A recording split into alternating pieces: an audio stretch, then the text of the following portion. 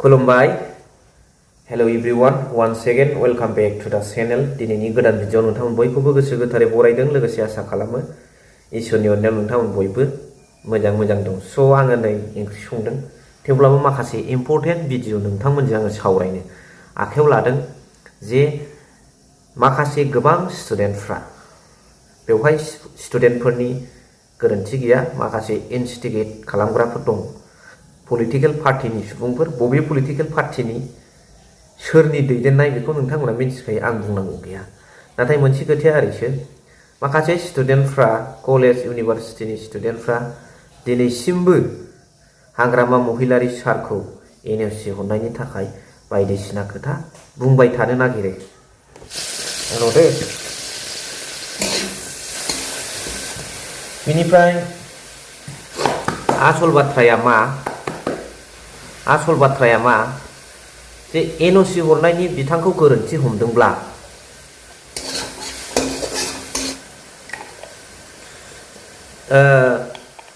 एनअसि हरनायनि थाखाय बिथांखौ गोरोन्थि हमबाय नङा होमबा रायजो राजाफोर दा बाथ्राया जाहैबाय दिनै बिथाङा एसटि होनो हानायनि क्षमता हाग्रामा महिलारी सारनाव बुंबाबो बुङाबाबो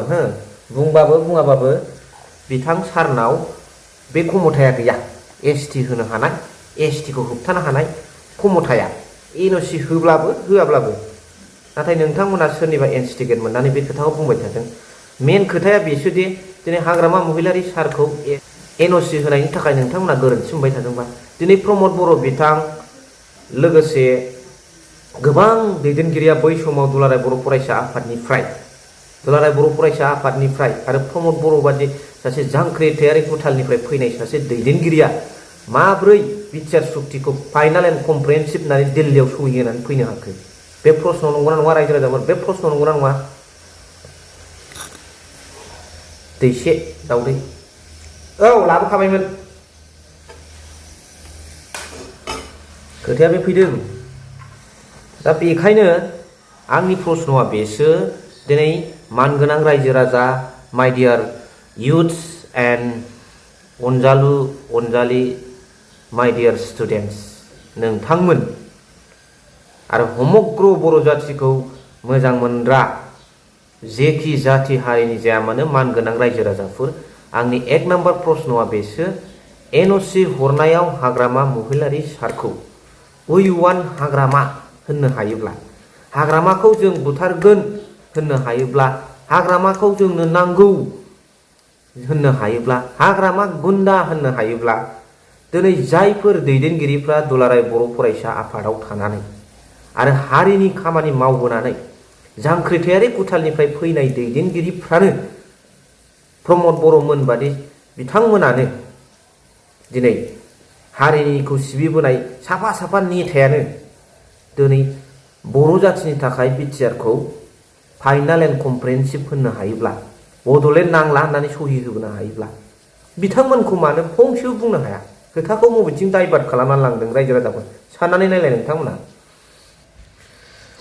दैसे होबावनोसै गाइस नोंथांमोना नायलांबाय था जोबोद इम्पर्टेन्ट खोथा साननानै नाय आरो कमेन्ट्सआव एन्सार हर लिरनानै हर मानगोनां आदा नोंथांखौथ' आं दहाय लोगो मोनदों जाय हक नोंथांमोनाबो लिरनानै हर जोबोद गोजोननाय मोनदों आङो दा एक नाम्बार प्रश्नआ बे आंनिया रायजो राजाफोर फाइनाल एन्ड कमप्रिहेन्सिभ होनग्राखौ मा होनगोन नाथाय दिनै एनअसि हरनायनि थाखायनो बिथांखौ बेबायदि गाग्लोबहैनो नाजादोंबा बै बर' हारिनो बड'लेण्ड नांला फाइनाल एन्ड कमप्रिहेन्सिभ होनग्राखौथ' होसोनो हानांगौना नाथाय आं बेबायदि होसोलायनांगौ माबानांगौखौ आं बुंनो थाङाखै बेखौथ' बुंनो हानांगौना स्टुडेन्टफ्रा रायजो राजाफ्रा माखासे गोबां इउथ लिडारफ्रा बुंनो हानांगौ बिसोरखौबो फाइनाल एन्ड कमप्रिहेन्सिभ होनग्राखौबो आरो दिनैनि थारिखआव जायफोर स्टुडेन्टफोरखौ आं रेसपेक्ट होयो गासिखौबो रेसपेक्ट होयो इउथ पावारखौ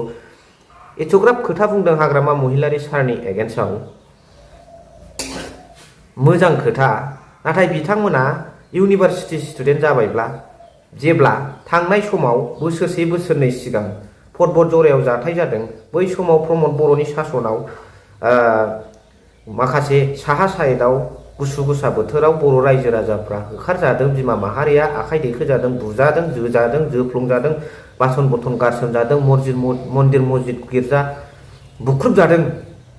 बे समावबोथ' बर्थमानाव सोमावसारनाय सेंग्रा सिख्ला लाइमोनफ्रा बारा उन्दै नङामोन, एसे गिदिर दानोमोन। लेखा फरा गोरों बिथांमोना इन्टेलेक्सुयेल साननो हायो, बुजिनो हायो, बुंनो हायो। बेखिनि लेभेलसिम बिथांमोना बैसोआव दंखायोमोन। नै दा बर्थमानखौ रुजुनानै एसे सिगांनिखौ रुजुयोब्ला बिथांमोनाबो बे समाव उन्दैद्राय नंखालामोन। बे समावबो बिथांमोना खोथा बुंनो हायोमोन, जाथिनि सेन्टिमेन्टेल खोथाखौ बिथांमोनाबो बे समाव बुंनो हायोमोन। नाथाय बिथांमोना बे समाव बुङाखै। नैबे सिटुएसनाव बर्थमानाव हाग्रामा महिलारी सारखौ बुंबाय थानायनि आन्दोआव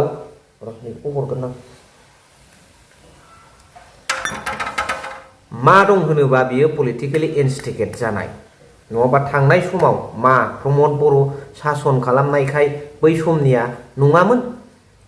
बर' रायजो राजाफ्रा होखारजायाखैमोन। पर्बत जरायाव हासिब लानानै आइजोफ्रा ओंखारनानै गावनि हाखौ रैखा खालामाखैमोन। फेक एनकाउन्टार जायाखैमोन। बे समाव बहा थांखो नोंथांमोना, बहा थांखो? बे समावथ' खोथा बुंनो हायोमोन। मेलेम गलायनाय बन लायनायखौ गावथारजायाखैमोन, नंखायमोन नामा बेलाय? दा प्रमद बर'नि सासनखाय बे मोनसेबो नङा। हाग्रामा महिलारी सासन खुंबाल' गोरोन्थि जायो।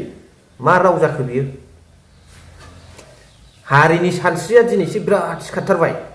बै समाव बिराद रायजो राजाफ्रा खस्थ' दुखु दाहा सहायनांबाय। बे समाव जेबो सिखाराखै। जों मा नुयो अब्ला? जों मा बुजियो बे सिनारिनिफ्राय? बै सिनारिफोरा आमी कि बुजि बले पाइछु? पलिटिकेलि इनस्टिगेट। सिदा खोथाखा। मोजांमोन गाज्रिमोन बेजों खोथा गैया। सोरबाया फौ फौ बुंबाय थानो हायोब्ला नों आं बयबो बुंनो हायो। फिजिकेलि नों मालाय बेसेबांथो कन्ट्रिबिउसन दं सोरखौबा बखिला हरनो? बे हाग्रामा महिलारी सारमोना जाहैबाय गोदोनि आन्दलनखारि। हासुं लानानै थै सहि होनानै हारिखौ होबथानो ओंखारबोनाय, समाय खेरा लानानै ओरै अरनानै। बेदिजों जानला मोनला बखिनायजों जानाय नङा फंबाय बिनानावमोन। बिथांमोनाबो हारियाव जथेस्थ' कन्ट्रिबिउसन दं। गोदोनि आन्दलनखारि। बुजिनानै ला, मोजाङै बुं, बुंनांगौखौ बुं, लेभेलखौ गावबागाव दायथ' लालां। बेखौ आं लुबैयो। सनमान होलाय। जानला मोनला गुन्दा बुथारनो हाग्रामा महिलारी बै वान होनबा जानाय नङा। सिदा खोथाखा। मा सानो सान। आरो खेबफ्रोमबो भिडिअ'आव सासे फंबाया दम होबाय थायो। बेनिफ्राय बांसिन ओंखारगोन, गोदौगोन। आरे बाबा, गोरोन्थियानो मावाखैब्ला माखौ लानानै इसिग्राब नोंहा गोरोन्थि नुबाय थाखो? नोंथ' फुरा पलिटिकेलि इनस्टिगेट। नोंनि भिडिअ'खौ जों गासिबो लाबोजोबसिगोन र'। नों बुंबाय था। अखा खोरोमनाया हानो रोङा, सैमा सोंनाया अरनो रोङा होननाय बायदि नों बुंबाय था। नोंनिबो भिडिअ'खौ जोङो लाबोसिगोन। मासिबां गोरोन्थि नुबाय थादों नोंलाय हाग्रामा महिलारी सारखौलाय? बे प्रमद बर' बिथाङा 5 बोसोराव मोनसे गेस्ट हाउस बानाया, ब्रिज मोनसे बानाया, गोदान निउ कनस्ट्राक्सन मोनसे लामा बानाया। बिथांनि समाव इउथ्सफ्रा मा मोना? आइजोफोरनि सेल्फ हेल्प ग्रुपनि थाखाया बोरो? गरे गरे साख्रिया बोरो? माखौ मा बुंबाय थादों नोंलाय फंबाय? ससियेल मिडियायाव नोंनि फेसखौ लाबोनानै बुंबाय थानो सानाखै जों। जिखुनु जाया बुजिबाय जानांगौ। नोंथाङा नुबाय बायोब्ला मिथिनानै लादो। लाब गैया। फुराना आन्दलनखारि, सिगांनि आन्दलनखारि, थै सहि होनानै आन्दलन खालामबोनायखौ जानला मोनला बखिबाय थानानै नों आंजों नैबे गेजेर ससेनि सुबुंफ्रा बखिबाय थानानै लाब गैया। जाबाय। मा सानो रायजो राजाफोर? गोरोन्थि बुंफ्लांदोंबा निमाहा हो। आरो जुदि नोंथांमोननि थाखाय लाइक होथावथाव बुंदोंबा लाइक हरबानो जाबाय। आरो कमेन्ट्स हरनो दाबाव। Thank you for वाचिं।